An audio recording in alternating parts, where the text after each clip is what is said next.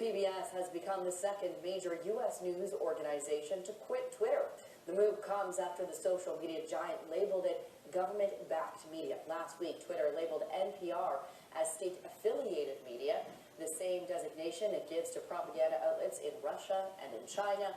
The site later adjusted it to government-funded media as well, but both news outlets say the tags are meant to undermine their credibility and imply they don't have editorial independence. The controversy is not just confined to U.S. broadcasters either. Canada's opposition Conservatives want Twitter to apply the same label to the CBC. Like other public broadcasters, CBC News maintains editorial independence and is not told by the government what stories to cover or how. Well, today on the Sunday Conversation, should Twitter call public broadcasters government-funded? And what's the impact of a move like this on journalism? Joining us for more in Calgary, Zane Velji, partner at North Weather, and in Toronto, Tasha Carradine, a principal at Navigator. Thank you both for taking the time. Zane, let me get your take here. What do you make of this move by Twitter? Well, it's not surprising given it is a move made by Elon Musk's Twitter, right? So this is an entirely different organization now that Elon Musk is at the helm of it. It is much more reactionary. It is much more ideological. It is committed to not necessarily doing the things many have asked of the platform over the years as it relates to content moderation. More so, it's leaning into this sort of free speech mantra. So to me, this is not all that surprising. It's another sort of blindsided experiment that Elon Musk has thrown out, largely aligned to his evolving, I guess, ideology that he's starting to explore and perhaps calcify a bit using Twitter, leaning more to the right, involving authors like Barry Weiss and Mike Taibbi to release Twitter files around how Twitter has become this left-wing engine prior to his purchase. So it doesn't surprise me. Now, in all of this, there's a kernel of something interesting, something intriguing around transparency. But to me, this is very much a reactionary move by a reactionary individual, arguably even a limited individual, who now owns what he's called, and many have called, the global public square. And his private interests can really blindside a media organization, and they have, at least for a couple of them over the course of this past week. Tasha, Twitter hasn't exactly applied this rule equally. The BBC, for example, labeled publicly funded. CBC in Australia is ABC, not yet labeled in any way. But what do you think is really behind this move? Well, I think it's an attempt to clean up Twitter, in a sense, in Musk's vision. One of the criticisms, obviously, is that news that you get on Twitter, you don't know its provenance, you don't know who's talking to you and who's supporting them. And we know that Elon Musk, of course, as Zane said, leans more towards a right, libertarian, but I would say also contrarian point of view. It changes a lot. And this attempt is to distinguish between different kinds of public broadcasters. There's state broadcasters and public broadcasters. And the distinction they make, public broadcasters get their funding from the public, whereas the state broadcasters, we look at the sites of Xinhua, for example, from China, it will say state-owned media of China. So the implication is that it's directed by, the editorial line is directed by, so the consumer of news would know that now on Twitter. But the weird thing about this is that there are so many different types of state-funded broadcasters that don't advertise it. And in Canada as well, I mean, there's money that comes, public money, that does come to all sorts of news organizations. If you start labeling every news organization that receives funding from the public as public, if not state, it's going to end up being hard to find some that don't get a subsidy or a tax credit or something somewhere. So I don't know how he's drawing these lines, but I think it's more an attempt, like I said, to look transparent than actually get to the root of all transparency. So Zane, Musk says, as Tasha there just talked about, this is about transparency. That's what he's saying. He says it's about accountability. And this is all happening in the context of an age where suspicion of the media is already extremely high. Do you think this further risks eroding people's trust in media, or is this perhaps warranted? Well, this is where there's a nuance, right? I could give you the classic left-wing sort of progressive line on this, which is that it is all about, fueling misinformation and disinformation. And there's a large part of me that believes that, to be absolutely clear.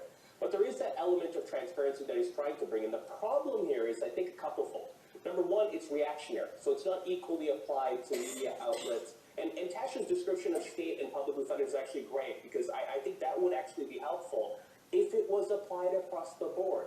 Secondly, it's not applied to a lot of the corporately funded media outlets. So we don't know which, local media outlet with their 12,000 Twitter followers is actually owned by a massive hedge fund, or which media outlet has the interests of a billionaire owner that is perhaps pushing too hard on an editorial space to have pro stories about things and items that they care about. Ironically, the platform is owned by a billionaire owner. So that's one thing. The second thing that I think it will do, an unintended consequence, is that newsrooms for years, even prior to Elon Musk's ownership, have been encouraging, and I underline Dean Baquet, the former publisher, or the former executive editor, I should say, of the New York Times, encouraging his journalists to get off Twitter. We need to stop being in this let's go fast space. We need to be in this space to let's get it right. And Twitter incentivizes the wrong behaviors for journalists that actually waste a lot of time, paraphrasing one of his lines in his memo. Well, this will probably accelerate for many organizations, sure, but also for many individual journalists to probably be like, I'm also putting space, this is not a space for me. So there might be these unintended consequences. And Elon Musk, rather than saying, let me bridge this divide in a more comprehensive, cohesive way around transparency, seems to be finding the fractures and saying, let me pound on them a bit more, which will lead to even starker partisan lines being presented on Twitter, and may find more individual journalists, let alone media organizations, perhaps leaving the platform. Tasha, is Musk, do you think, tapping into something in society here that perhaps most larger media companies would rather not see happening, mainly the growing distrust of traditional media? Well, he's right on the money, so to speak. Elon does a trust barometer every year. They are a public affairs firm, and they do a trust barometer. It's well seen around the world, and the lowest trusted group in terms of public figures this year is media. Second to that is government, politicians. So they're not far behind. The lowest and the highest, ironically, is actually business. This year they came in extremely well. So you've seen a reversal from the beginning of the pandemic. It's interesting. They trace this arc, and you see that government was quite high, media was higher, and over time you've seen less and less of that trust. You've seen it erode. So yes, he definitely knows that there is a distrust of media, this distrust of, especially government media in this day of geopolitical stress and strife. The amount of information/disinformation coming out around the Ukraine war, for example, that was all over Twitter, begs some kind of transparency. But here's the thing, if he really wants to be transparent, Twitter wouldn't allow any anonymity, period. Never mind media. It wouldn't allow non-speakers, because that's what you end up with, not knowing at all behind an account. Bot farms would disseminate the very media information that he's trying to make more transparent. So if he really wanted to address that, I think he would start at the individual level and not necessarily with the media outlets. Zane, you talked about this a little bit, but why isn't there, do you think, equal concern about funding from corporate or private sector outlets when it comes to influence from things like advertisers? I think there's a couple of reasons. Number one, it doesn't align with Elon Musk's ideological frame, as we've discussed. Number two, it's very hard. It's very easy to find the dozen, 24, 100 top publicly funded, or as he would call it initially, state-funded media outlets, and put a slap a label on them and be like, job well done. Everything else requires nuance, just like this conversation. Everything else requires a depth of research, a coding system, a naming system, an accurate naming system that has to be 3 or 4 words.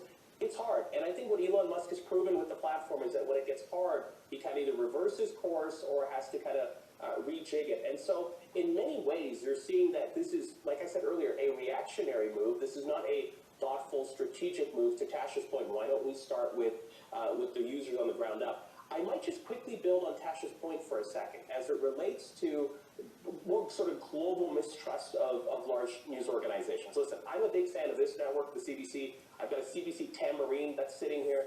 But at the end of the day, I don't know where I got it from, but at the end of the day, for me, I get it. If small news outlets are what are driving people's sort of media diet, that makes sense. But the problem that is that there is a convergence and arguably a conflation between mistrust of large media organizations and mistrust of facts.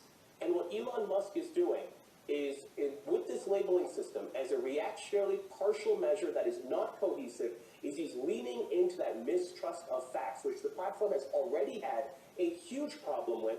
This, to me, further extends that problem in a major, major way, even if people's media diet is now leaning towards more independent or smaller outlets, so be it in that sense. But that's very different than mistrusting baseline objectivity and facts. Tasha, final question to you here. We know advertisers have been pulling out of Twitter for a while. Fewer news organizations are using them, or at least with less frequency. So at this point, does this really matter? And how do you see the impact of this? Well, I think it matters because Twitter needs to find a growth strategy. This is the problem with Twitter, is other platforms are eating its lunch.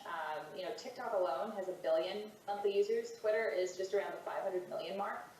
Facebook still has 2 billion monthly users. I mean, there's, in fact, I think it's 3. The numbers they have are much larger, and Twitter has to find a way, and Musk has been grappling with this. Shareholder value has plunged.